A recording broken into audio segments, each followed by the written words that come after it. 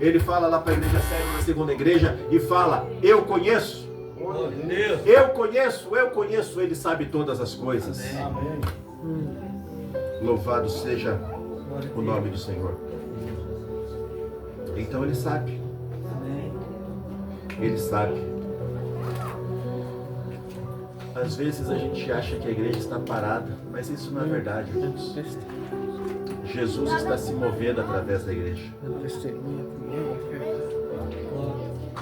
E ele não apenas fala que ele conhece a igreja, mas ele diz o que a igreja pode e deve fazer.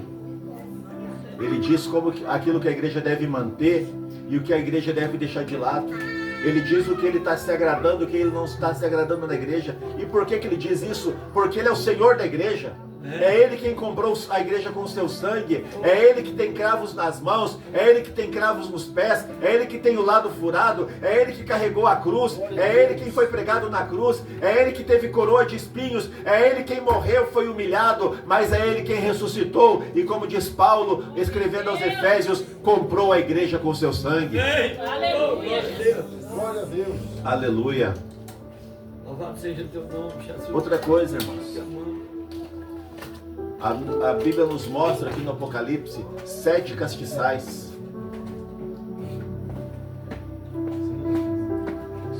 E é interessante, irmãos, que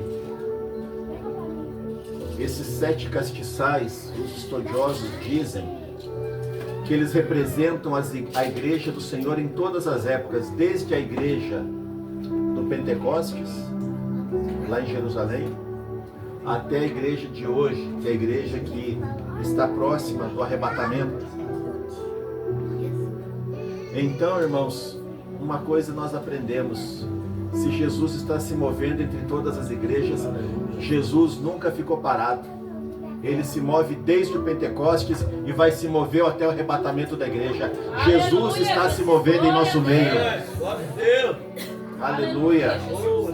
Ah, mas o que acontece aqui, irmãos? Eu acabei de contar para vocês que eu vim num culto e Deus falou uma palavra que se cumpriu na minha vida. Deus está se movendo em meio à sua igreja. Glória a Deus. Mas, irmãos, e o mais interessante é que João viu um Jesus diferente. Os olhos como chama de fogo, os pés como bronze polido, vestes brancas cingido na altura do peito, brilhando como o sol na sua força. Mas quem é esse Jesus descrito por João? Esse Jesus, irmãos, é o Jesus glorificado. Mateus, no capítulo 28, fala que Jesus, voltando aos seus discípulos, disse: é-me dado todo o poder nos céus e na terra. Aleluia, Jesus. Aleluia. Então presta atenção. João viu Jesus encarnado. Como assim, pastor, encarnado? Não é reencarnado. Reencarnação é uma doutrina espírita, não é bíblica. Mas Jesus encarnado, ele se fez homem. O Deus da glória vestiu uma roupa humana, vamos assim dizer. Se vestiu de carne e osso. É aquilo que João fala em João 14.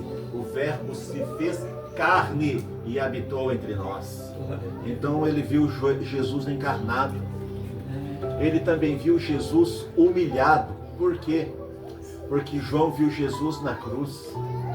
Tanto é que lá nós vemos a frase, Jesus se dirigindo para João e falando: filho, eis aí a tua mãe, e se virando para Maria e falando: mulher, eis aí teu filho. Então ele viu Jesus encarnado e viu Jesus humilhado, porque a cruz foi a humilhação do Senhor. Paulo, escrevendo aos Filipenses, diz que ele humilhou-se a si mesmo, sendo obediente até a morte e morte de cruz. Então na cruz Jesus estava humilhado e João viu Jesus humilhado. João também viu Jesus ressuscitado. Quando Jesus ressuscitou ao terceiro dia e se manifestou várias vezes durante 40 dias, João viu Jesus ressuscitado. E agora João está vendo Jesus glorificado. E é esse Jesus glorificado que se revela para a sua igreja. É esse Jesus glorificado que está aqui nessa noite. É esse Jesus glorificado que abençoa as nossas vidas. E por que que o Jesus glorificado se apresenta para a sua igreja? Porque a Bíblia nos diz que a igreja de Deus é gloriosa. Mas como assim a igreja é gloriosa? Deixa eu te falar uma coisa, irmãos. Jesus derrama o batismo com o Espírito Santo para a sua igreja. Jesus confia o Evangelho à sua igreja. Jesus transforma vidas através do trabalho da sua igreja pregando o Evangelho. Porque o Evangelho é o poder de Deus. Jesus não confiou para governos, Jesus não confiou para instituição nenhuma a sua unção, a sua graça, o seu poder. Jesus confiou para a igreja. Você faz parte dessa igreja que é abençoada, que é gloriosa. Jesus quer usar você, Ele quer se revelar para você, porque você faz parte desta igreja. Então confia no Senhor, se entrega para o Senhor, dê lado para o Senhor. Por quê? Porque o Jesus glorificado quer usar e abençoar a sua vida. Amém, Jesus. Glória a Deus. Irmãos, e baseado no que nós lemos nessa noite, eu quero meditar com os irmãos sobre o que Jesus pensa da sua igreja. Amém? O que Jesus pensa da sua igreja. A primeira coisa, irmãos, Jesus é aquele que acompanha a história da sua igreja. Presta atenção numa coisa. Aqui em Apocalipse são 7 igrejas diferentes. Éfeso, Esmirna, Laodiceia, Filadélfia, enfim. 7 cidades, 7 igrejas diferentes. 7 cidades diferentes. E 7 pastores diferentes. Porque a Bíblia diz que os anjos da igreja, né, as estrelas, estavam nas mãos dele. Então, irmãos, Jesus não faz acepção de igreja. Ele caminha no meio da igreja. Ele não repete carta, irmãos. Ele não fez uma carta, tirou xerox e mandou para todas as igrejas, não. Ele falou individualmente com cada igreja.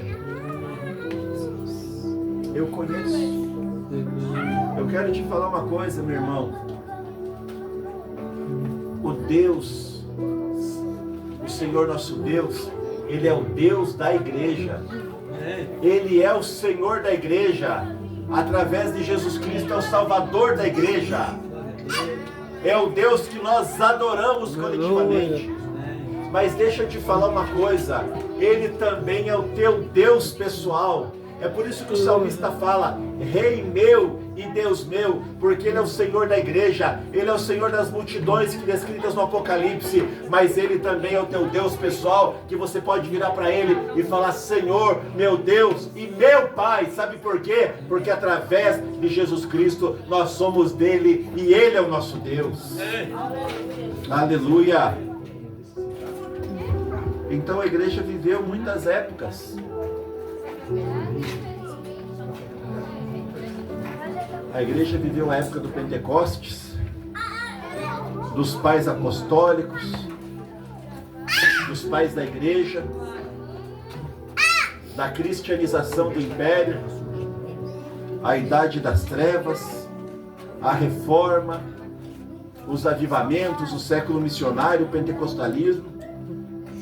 Mas independente dos nomes que se destacarem em cada época da igreja, o grande nome da história da igreja é o nome de Jesus. É o nome de Jesus. É o nome que se move através da igreja. É o nome que se revela à sua igreja. A igreja é dele, a igreja é por ele, a igreja é para ele. Glória ao nome dele, porque ele é Senhor da igreja. Aleluia, Deus. Aleluia. A segunda coisa que nós vemos aqui, irmãos, é que Jesus conhece o momento histórico da nossa igreja. O momento histórico. Tipo assim, o que é que está acontecendo com a igreja hoje?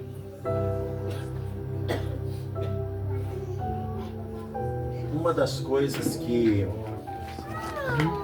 pelas quais Jesus ordenou que João escrevesse o Apocalipse não era apenas revelar o futuro. Isso não é suficiente, o ser humano gosta, porque todo mundo quer saber o futuro. Infelizmente, tem gente que é fascinada por futuro. Mas o futuro, Jesus está falando, está nas mãos dele. Mas também para encorajar a igreja naquele momento difícil. Para encorajar a igreja no momento de incerteza, no momento de perseguição.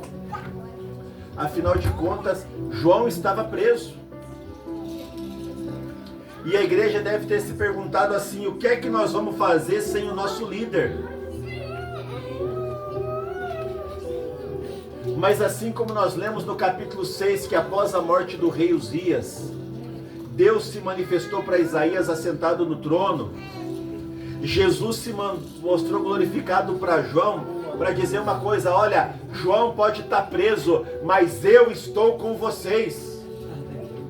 Jesus falou: olha, João mesmo na prisão está nas minhas mãos, mas os demais pastores das igrejas estão nas minhas mãos. Então deixa eu te falar, sou eu que sustento a liderança da igreja. Aleluia, Jesus. O contexto era de perseguição, era. Esse imperador que exilou João, Domiciano, ele era um imperador cruel. Mas deixa eu te falar uma coisa, Jesus está dizendo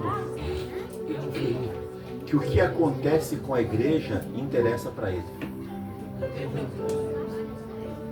No capítulo 9 de Atos, nós lemos que Paulo está indo para Damasco para perseguir a igreja.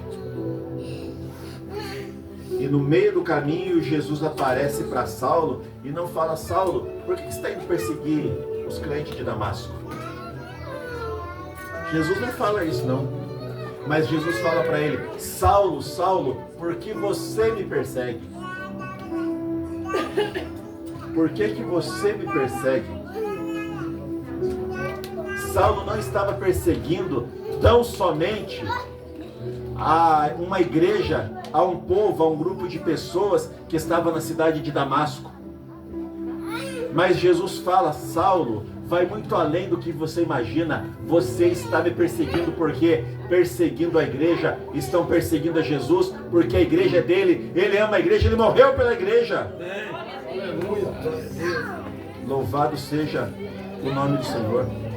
Então, Jesus está falando: olha, se perseguem vocês, perseguem a mim. Se odeiam vocês, odeiam a mim. Mas nem mesmo a perseguição impediu Jesus de se mover no meio da igreja. Deixa eu te falar, você está passando por luta, por perseguição, por calúnia, por um momento difícil. Eu falo para você uma coisa: Jesus está passando por isso no meio de você, com você também. Amém. Oh, glória a Deus. Não, mas estão fofocando a meu respeito, estão caluniando, estão se levantando, estão dizendo isso, aquilo outro, não sei o que. Deixe que falem, deixe que digam, deixe que pensem, mas saiba de uma coisa: Jesus está com você nessa perseguição. Amém. Aleluia, Jesus. Oh, glória. Aleluia. Ele passou com aquela igreja, com a sua igreja, a perseguição, e ele passa com você também. Você não está sozinho, você não está abandonado, você não está de lado, ele está com você. Louvado seja Deus. A perseguição que a igreja passava não impediu Jesus de se mover em meio à sua igreja. Mesmo em meio à perseguição, Jesus está com você. Ele trabalha por você, ele peleja por você. Bendito seja o nome do Senhor nosso Deus. Aleluia. Você pode dizer glória a Deus? Glória a Deus. Aleluia, Jesus. Aleluia. Outra coisa, irmãos. Jesus conhece os problemas da sua igreja também. A igreja tem problema. Não, a igreja não é perfeita, não. Meu pastor saudoso, pastor Orlando, dizia que aonde está o ser humano, aí está o problema. Não existe igreja perfeita, não, irmãos. Não existe, não existe. Só Deus é perfeito. A gente é cheio de falha. É interessante que Jesus conhece Aleluia. os problemas lá dentro da sua igreja. Nós estamos falando, irmãos, de um acontecimento, presta atenção, o Apocalipse, a revelação do Apocalipse, a visão de João, ela aconteceu 60 anos depois do Pentecostes. E por mais, presta atenção, por mais que a igreja, ali do livro de Atos, do capítulo 2, seja uma igreja referencial para nós, mas no capítulo 5 de Atos nós encontramos um caso de corrupção, um casal querendo lesar a igreja financeiramente. A mesma igreja que viveu um avivamento. Jesus falou, Atos capítulo 1, vocês serão minhas testemunhas, tanto em Jerusalém, Judéia, Samaria, até os confins da terra. Mas deixa eu te falar uma coisa, Atos capítulo 6, nós vemos aí uma tentativa de criar um alto clero e um baixo clero na igreja. Nós vamos pregar a palavra e esses vão te servir as mesas. Não, irmãos, todo mundo serve na igreja. Todo mundo evangeliza na igreja, todo mundo ajuda na igreja. A igreja, irmãos, não é uma plataforma, não é um palco para as pessoas aparecerem, não. Mas a igreja, irmãos, é um local para todos servirem. Aleluia. Deus. Uma vez eu passei uma determinação para um irmão lá da igreja, o irmão virou para mim, vocês mandam? Eu não cheguei a responder, irmão, mas eu pensei, não, meu irmão, aqui todo mundo serve, ninguém manda, todo mundo serve. Uns servem como pastor, outros como presbítero, como diácono, como músico, todo mundo serve. Né? Todo mundo serve. E a igreja, irmão, só cumpriu o chamado de Jesus a partir do capítulo 7 de Atos, quando Estevão foi perseguido, e a Bíblia diz que houve perseguição sobre a igreja, e para onde eles iam, eles pregavam. Irmãos, precisou Jesus mandar perseguição para a igreja obedecer Jesus. Acomodação. E vamos seguindo em frente, irmãos, capítulo 11, nós vemos ali que a função missionária da igreja não ficou em Jerusalém, mas foi para Antioquia. Antioquia se tornou o centro missionário da igreja. Era para ser em Jerusalém, mas Jerusalém deixou passar. Jesus mandou para Antioquia. Deus. Mas mesmo Antioquia teve problema. Sabe por quê? No capítulo 15 há uma divergência teológica. Pode, não pode, faz, não faz, isso, aquilo, outro. Irmãos, uma vez, alguns anos atrás, eu era presidente do presbitério. Presta atenção numa coisa. O irmão levantou um questionamento sobre os crentes estarem indo para a igreja e não levando Bíblia, mas levando celular na Bíblia. Eu falei, meu irmão,